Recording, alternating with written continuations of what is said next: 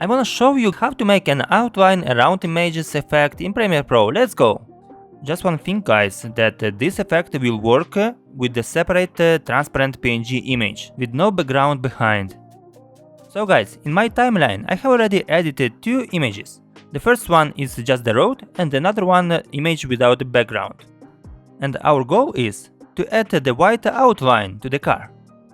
First, go to Effects and write Paint Bucket. Drag the effect on your car. Following, make sure that you have already selected the second image.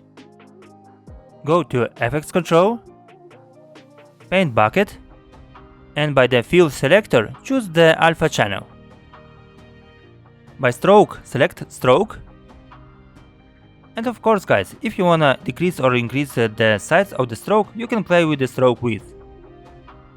Perfect guys, everything is ready. Let's grow together. Put your like and subscribe.